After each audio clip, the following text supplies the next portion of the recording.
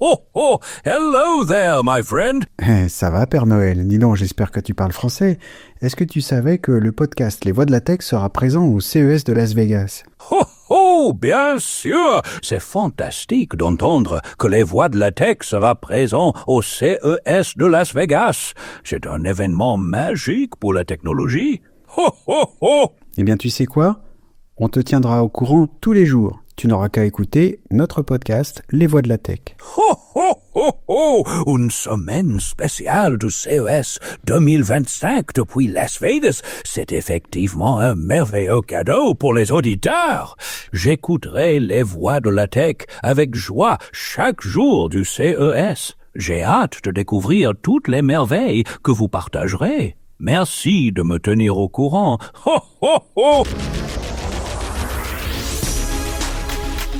Bonjour à tous, ici la voix de Benjamin Vincent. Et ici la voix de Fabrice Neumann. Bonjour et bienvenue, c'est l'épisode 12. Les Voix de la Tech chaque vendredi, en moins de 30 minutes, c'est l'actu tech décryptée par les voix qui la font. Et si vous en voulez davantage, la version intégrale avec les interviews en entier vous attend sur Apple Podcasts. 5 minutes plutôt que des milliards d'années pour résoudre le même calcul très complexe, c'est ainsi que Google a vanté cette semaine les capacités de Willow, son nouveau processeur quantique. Et oui Benjamin, une annonce fracassante s'il en est qui pourrait faire croire que nos pauvres processeurs ont pris un sacré coup de vieux, sauf que c'est bien plus compliqué que ça. Effectivement, la véritable avancée de Willow, c'est sa fiabilité, même si elle reste imparfaite, grâce à une innovation majeure dans la correction des erreurs quantiques. Mais c'est compliqué à expliquer au grand public. Google a donc laissé la main au marketing au détriment de la stricte rigueur scientifique pour nous en mettre plein la vue avec un nombre d'années qui compte 25 zéros, Fabrice. Autrement dit, Google a bien du mal à faire comprendre les progrès pourtant majeurs de son processeur quantique à 105 qubits. Mais d'ailleurs, c'est quoi un qubit? Et les ordinateurs quantiques, au fait, à quoi ça sert? Pour nous aider à comprendre ce que représente ce processeur quantique Willow et éclairer l'annonce de Google, l'un des meilleurs vulgarisateurs de l'informatique quantique va nous rejoindre. Ce sera dans la deuxième partie de cet épisode. Cette voix, c'est celle d'Olivier Ezrati, et chose rare, ce spécialiste sait expliquer simplement ce sujet pourtant si ardu. Il est consultant enseignant à Normel Sup, Epita et Centrale notamment. Et il est aussi l'auteur d'un livre de plus de 1500 pages sur le sujet, mais promis, vous comprendrez tout. Bientôt Noël, et on dirait que les grands de la tech se précipitent pour annoncer tous leurs nouveaux outils d'IA avant la trêve des confiseurs, Benjamin. Oui, et c'est OpenAI, le créateur de ChatGPT, qui a initié cette frénésie le 5 décembre en promettant une annonce par jour pendant 12 jours, un véritable calendrier de l'Avent sans les chocolats sur le thème de l'intelligence artificielle. Mais dans les premières cases, on a trouvé pêle-mêle la version finale d'O1 ou O1, le modèle de langage le plus abouti de ChatGPT, le lancement mondial ou presque de Sora, le générateur de vidéos, et aussi un nouvel abonnement ChatGPT Pro à $200 par mois. Réplique de Google, l'annonce de Gemini 2.0, la deuxième génération de son IA générative et multimodale. Benoît Raphaël, l'une de nos voix de la tech la semaine dernière, l'a aussitôt testé. Et vous allez l'entendre, c'est assez impressionnant. Alors, toutes ces IA tiennent-elles leurs promesses? Pendant combien de temps l'intelligence artificielle va-t-elle pouvoir garder ce rythme effréné d'innovation? C'est le programme dans un instant avec notre première voix de la tech de la semaine. Bonjour Maxime Derian. Bonjour Benjamin. Bonjour Maxime Derian. Bonjour Fabrice. Je vous présente en un mot, vous êtes anthropologue du numérique, vous avez été chercheur à la Sorbonne, au CNRS et à l'Université du Luxembourg. Vous êtes aujourd'hui consultant en intelligence artificielle via votre société Eruka AI et vous êtes aussi le co-créateur du think tank technorealisme.org. On vous retrouvera mi-février à Paris au sommet mondial de l'IA. Si on vous a proposé, Maxime, d'être l'une de nos voix de la tech cette semaine, c'est parce que cette fin d'année 2024, elle est particulièrement intense dans ce domaine de l'intelligence artificielle que on suit tous les trois. Et aujourd'hui, on va se concentrer sur les annonces croisées, j'ai envie de dire, entre OpenAI et Google. On va commencer par OpenAI qui réinvente le calendrier de l'Avent, j'ai envie de dire, avec 12 jours d'annonces, une annonce par jour. Qu'est-ce qui vous a le plus impressionné, Maxime, dans ce qu'OpenAI a déjà annoncé jusqu'à aujourd'hui? Peut-être les tarifs, c'est-à-dire que c'est pas que ça m'a impressionné, mais on est sur une évolution constante du service proposé par OpenAI. Tout devient de plus en plus performant en permanence, mais on commence à avoir des prix qui commencent à augmenter, qui correspondent aussi à leur coût. Alors de tête, je vais dire qu'ils sont peut-être 370 salariés à OpenAI pour une capitalisation de 150 milliards de dollars. Avec un produit de rupture qu'on utilise tous quand même plus ou moins, il faut l'admettre, et qui marche bien et qui s'améliore sans cesse, mais avec des factures électriques et de maintenance qui sont astronomiques. Donc ils commencent à essayer d'être un petit peu plus dans la rentabilité.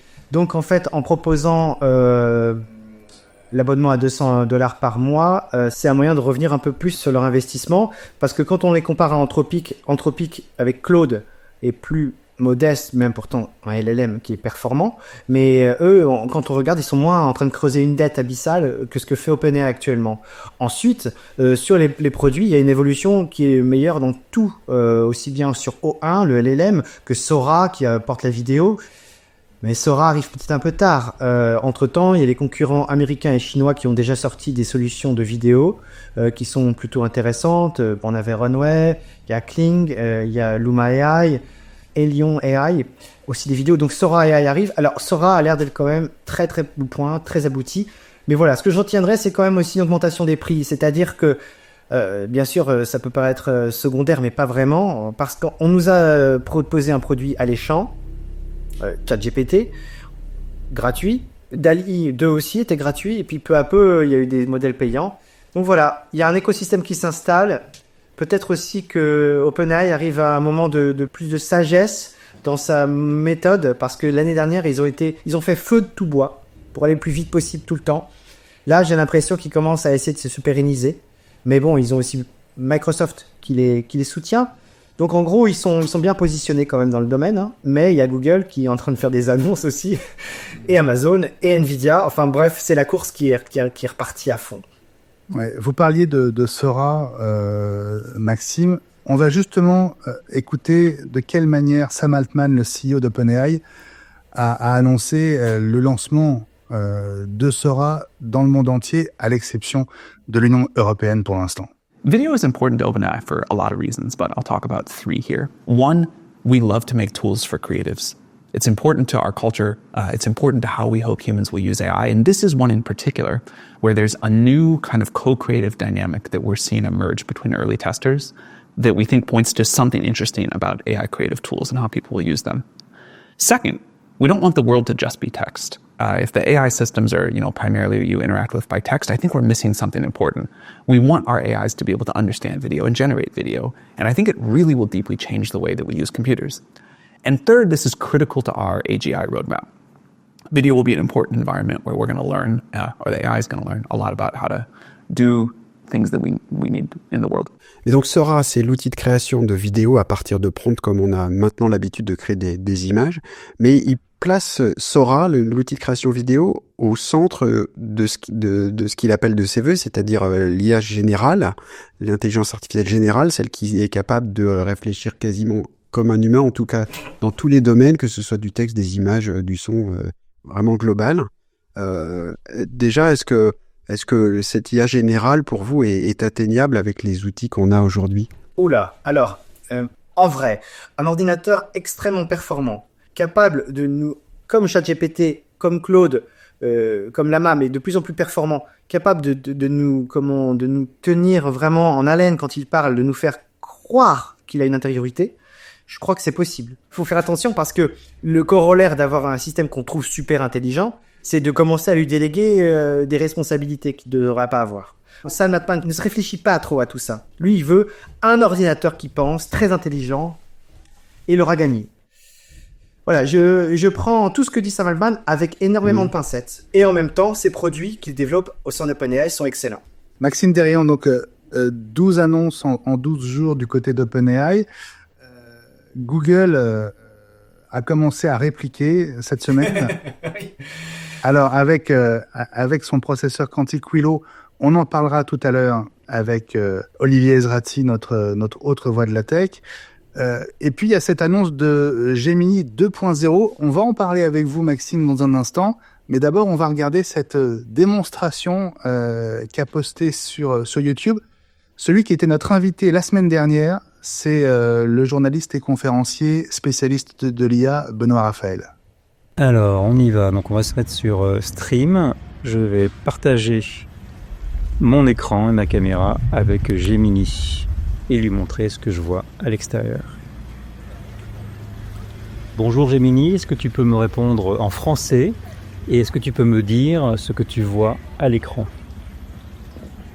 Bien sûr, Chenard, je peux vous répondre en franquais. Je vois un paysage avec des rizières, des arbres tropicaux et quelques bâtiments. À ton avis, selon le détail de ce que tu vois à l'écran, dans quel pays est-ce que je me trouve ? D'accord. Vous semblez vous trouver en Indonésie, d'après le drapeau que je vois sur le bâtiment. Bien vu. Quels sont les autres éléments que tu vois et, à ton avis, plus précisément, où est-ce que je me trouve en Indonésie ? À votre avis, vous vous trouvez probablement à Bali. Il y a un mélange de végétation luxuriante, de bâtiments avec des toits rouges et de rizières, qui est typique de cette île. Bravo. Merci. Bon voilà, ouais, d'accord. Gemini 2.0, alors qui parle franquais, hein, vous avez remarqué, c'est pas tout à fait... La CDI n'a pas été intégrée. Voilà, c'est pas encore tout à fait parfait. Est-ce que c'est typique de ce que vous expliquiez, Maxime, c'est-à-dire l'impression d'une intelligence égale à la nôtre, avec qui on peut discuter ? Ce qui m'intéresse plus par rapport à ça, cet exemple, c'est l'exemple que l'image, la vidéo du monde réel intéresse les géants de la tech, Google et tous les autres. Parce que il faut, pour l'IA, de la donnée sur le monde réel. Pour que l'IA soit capable de simuler quelque chose qui a un sens, il faut que ça soit ancré sur du réel. Donc, il faut des sets de données qui soient issus du monde réel. Donc, une des options, c'est enregistrer ce qu'on voit, ce qu'on fait, ce qu'on dit.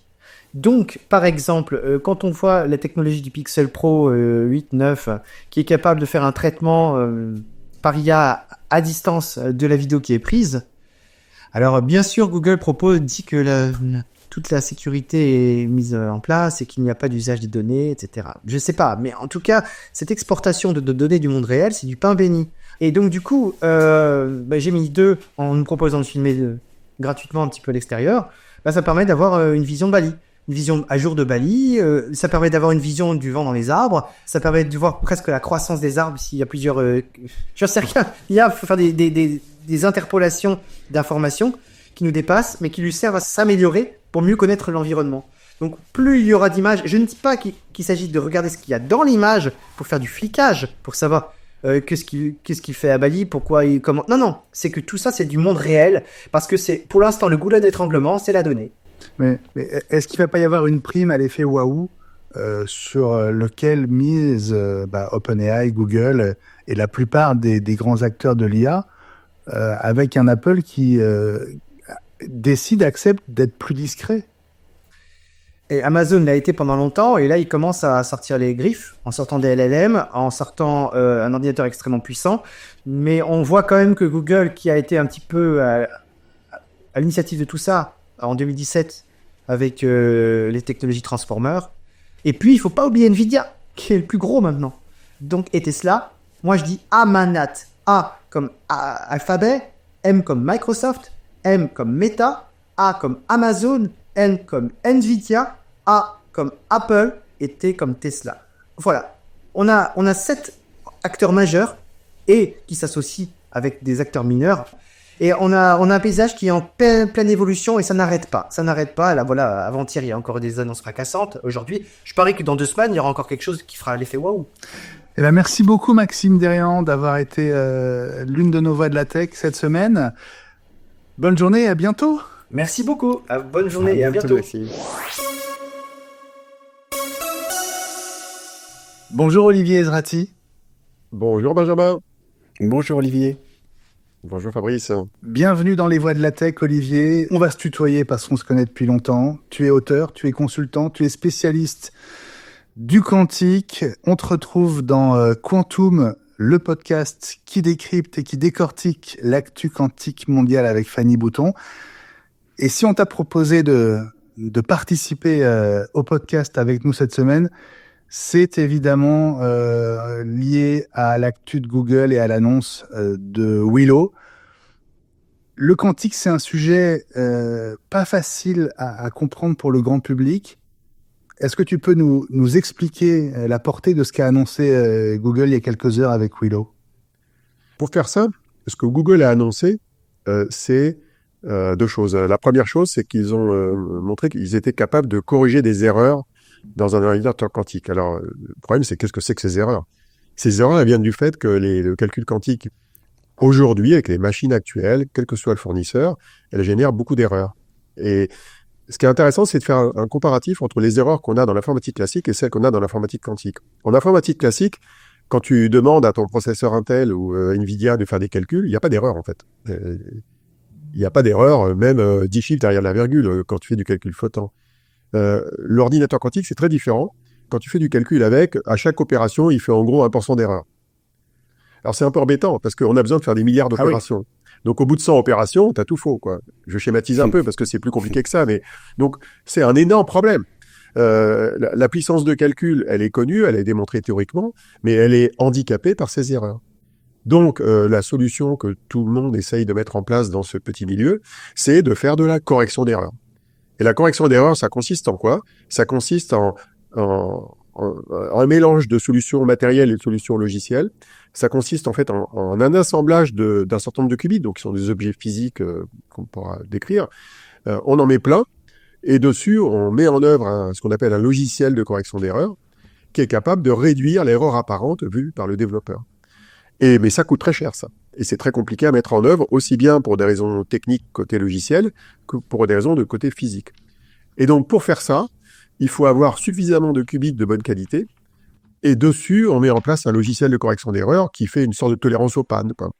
Et ces logiciels-là, ils ont été développés, entre autres, par des chercheurs et des ingénieurs chez Google, mais il y en a ailleurs chez IBM et dans d'autres sociétés, et dans le monde académique. Et donc, ce que Google a fait, ils ont montré, pour la première fois sur le type de qubit que Google développe, qui est voisin de celui d'IBM, qui pouvait faire des codes de correction d'erreurs qui donnaient un qubit à la sortie, qu'on appelle un qubit logique, qui était meilleur que les qubits physiques qui sont en dessous. Alors, ça semble complètement absurde de dire ça, parce que avant, quand ils corrigeaient des erreurs, ils avaient plus d'erreurs à la fin. Jusqu'à 2022-23, quand ils corrigeaient les erreurs, le résultat était moins bon, ce qui est quand même assez absurde. Et donc, pour la première fois, ils ont montré que sur, en tout cas, leur processeur à eux, dans le fameux processeur Willow, ils étaient capables de faire des qubits qui étaient meilleurs que les qubits physiques qu'il y a en dessous, quoi. Ce qu'ils ont fait, c'est une étape sur un très long chemin qui va durer au moins 10 ans encore, parce que ça suffit pas ce qu'ils ont fait. C'est juste une petite étape qui corrige de manière extrêmement modeste les erreurs, alors que le niveau de correction dont on a besoin pour développer des logiciels qui délivrent les promesses attendues du calcul quantique, par exemple dans le domaine des simulations chimiques, ça nécessite de faire un effort multiplié par 10, en fait, en gros, quoi. C'est beaucoup plus compliqué que ce qu'ils ont fait. Donc, c'est une étape. Et alors, évidemment, le marketing de Google a interféré avec le système, puisqu'ils ont monté ça un peu en épingle. Mais fondamentalement, c'est une étape intéressante dans un chemin très long. Tu as dit qu'il y avait deux annonces, donc la correction d'erreurs, et l'autre, c'est quoi? Alors, l'autre annonce, c'est du grand n'importe quoi. C'est l'annonce comme quoi ce processeur-là permettrait de faire un calcul qui nécessiterait 10 puissance 25 années si on voulait le faire sur un ordinateur classique.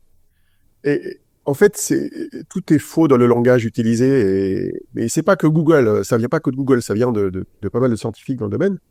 L'idée, ça consiste en fait à demander à un ordinateur quantique de faire un calcul qui est bruité, qui est totalement aléatoire, qui n'a pas de données en entrée, et d'expliquer que si on voulait simuler numériquement ce calcul, qui repose sur des éléments physiques compliqués, ça coûterait très cher. Mais si on est informaticien et sérieux, on sait que c'est pas du calcul. Et par ailleurs, le système, il est tellement bruité que les chances que cette espèce de code aléatoire qui est exécuté donne un bon résultat de manière quantique, elles sont inférieures à 1%. Même c'est plutôt moins de 0,1%. Donc en gros, la comparaison entre le supercalculateur classique qui nécessiterait 10 puissance 25 années et l'ordinateur quantique qu'ils ont sous la main, elle a aucun sens. Mais Google a quand même comparé le temps nécessaire en disant, nous, on met 5 minutes et il faudrait normalement des milliards d'années. Oui, c'est ça, c'est 10 puissance 25 années. Hein. C'est un chiffre incommensurable, quoi. Mais ça n'a aucun sens. Ça ne calcule rien. Donc, c'est une communication qui scientifiquement est compliquée et qui est vraiment misleading. C'est-à-dire qu'en gros, ils racontent des salades. Alors, moi, la question que je me suis posée, c'est pourquoi ils ont fait ça? Parce que ce qu'ils ont fait sur la correction d'erreur, c'était vachement bien. Le problème, c'est un problème de communication. Vous connaissez bien. C'est que c'est très dur d'expliquer la correction d'erreur. C'est compliqué scientifiquement. Alors que si tu marques les esprits en disant je fais un truc qui nécessite plus que l'âge de l'univers pour faire un calcul, bah, les gens, ils comprennent. Sauf qu'ils comprennent à côté de la plaque. Donc, moi, je crois que c'est une question de pédagogie. Le problème, c'est que ça amène à raconter des salades. Alors, ils ont été jusqu'à quand même écrire dans le communiqué de presse que ça prouvait qu'il existait des mondes parallèles quand même, qui relèvent de la science-fiction et d'une interprétation de la physique quantique qui est très sérieuse. C'est troublant d'avoir cette annonce qui a ces trois composantes. La correction d'erreur qui est un sujet important. Ils ont fait une avancée, mais il y a encore du boulot. La comparaison avec le calcul classique qui est complètement à côté de la plaque. Et cette histoire de monde multiple qui en rajoute une dose qui, franchement, est hors sol, quoi. Mais bon, c'est de la com, quoi. Bon, mais est-ce que ça veut dire qu'il faut balayer d'un revers de main cette annonce ou est-ce que, quand même, les ordinateurs quantiques tels qu'ils sont aujourd'hui ou qu'ils vont le devenir dans les années qui viennent vont vraiment servir à quelque chose?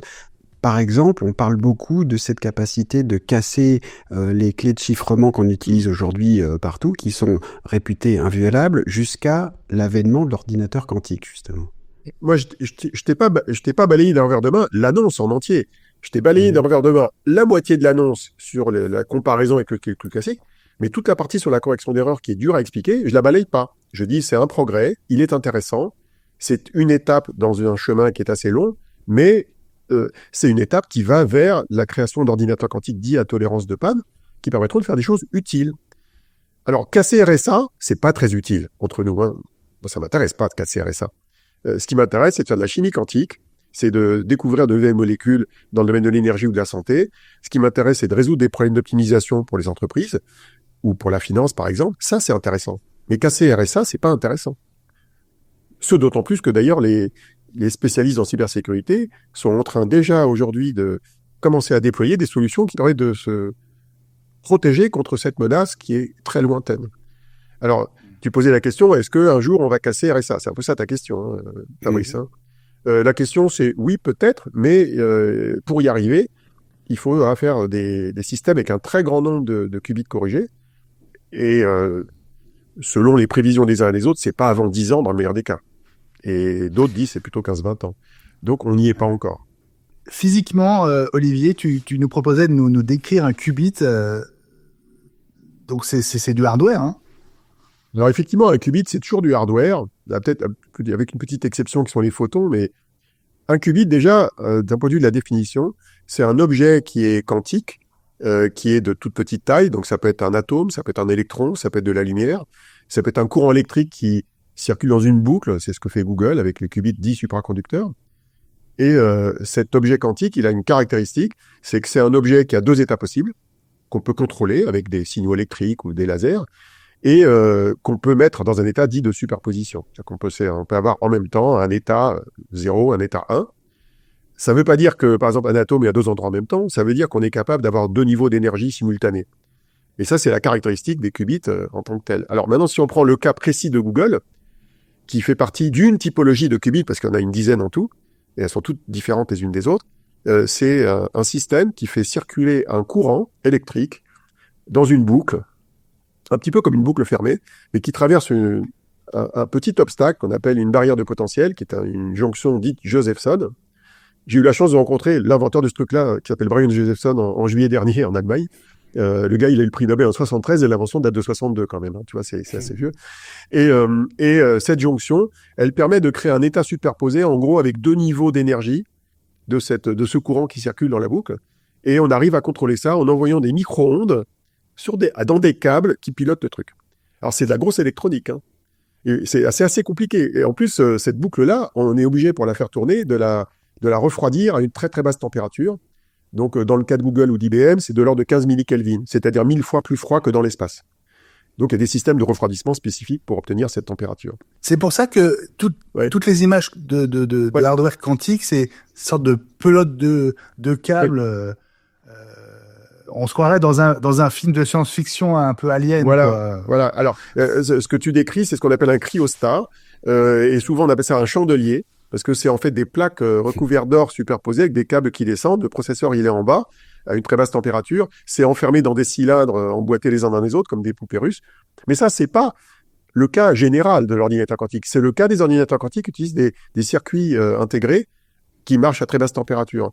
Mais si tu prends par exemple les ordinateurs de Pascal, une start-up française, qui utilisent des atomes, ça n'a rien à voir. C'est des atomes qui sont chauffés, qui sont envoyés dans une chambre froide, qui est entourée d'aimants et de champs magnétiques, et qui sont pilotés par des lasers. Donc ça n'a strictement rien à voir. Si tu regardes le truc, c'est pas du tout comme un cryostat. Si tu vas chez Candela, qui est à côté d'ailleurs, ils sont tous en région parisienne, autour de Massy-Palaiseau, si tu vas chez Candela, c'est un laser qui excite un semi-conducteur, qui génère des photons, qui traverse un circuit photonique, et qui après est avec des détecteurs de photons qui sont à la sortie. Et donc ça n'a rien à voir. Donc en fait, il n'y a pas un seul type d'ordinateur quantique, il y en a plusieurs. Celui dont on parle aujourd'hui avec l'actualité de Google, c'est les qubits superconducteurs qui sont dans ces fameux chandeliers, mais il y a d'autres formes. Bon, ça veut dire que nos processeurs actuels sont pas encore inquiétés par ce genre de machine. Ah non, pas du tout. Pourquoi ? Parce que l'objectif de l'informatique quantique, c'est surtout de rendre possible des choses qu'on ne sait pas faire aujourd'hui. Mais ça correspond pas à l'informatique de tous les jours. Ça correspond plutôt à l'informatique qui est nécessaire soit pour faire de la recherche, typiquement pour faire des simulations chimiques de molécules pour inventer de nouveaux procédés chimiques, soit pour résoudre des problèmes très complexes à résoudre qu'on ne sait pas résoudre efficacement sur des machines existantes ou qu'on résout de manière approximative. Et dans certains cas, il y a des entreprises qui sont prêtes à s'intéresser à ça pour gagner 5 à 10% en productivité dans certaines activités. On a l'impression que quand on parle de quantique, un géant comme Google et une start-up, quelque part, sont au même niveau, c'est-à-dire peuvent chacun apporter une contribution décisive. Est-ce que c'est le cas ? Ah oui, tout à fait. Et il faut pas oublier une troisième partie prenante qui sont les laboratoires académiques, dans la recherche fondamentale, financée par les deniers publics dans tous les pays, quasiment. Donc, prenons nos acteurs français. On va faire un peu cocorico dans l'histoire. Prenons une start-up qui s'appelle Alice & Bob, qui est à Paris, à Ballard. Eux, ils développent aussi des qubits superconducteurs, mais qui ont une particularité, c'est que ils ont une partie de la correction d'erreur qui est faite nativement dans le qubit. C'est-à-dire qu'en gros, il y a moins d'erreurs dans le qubit physique. La conséquence de ça, c'est que la correction d'erreur qu'il faut faire dessus pour faire des qubits qui fonctionnent bien, elle est beaucoup plus légère.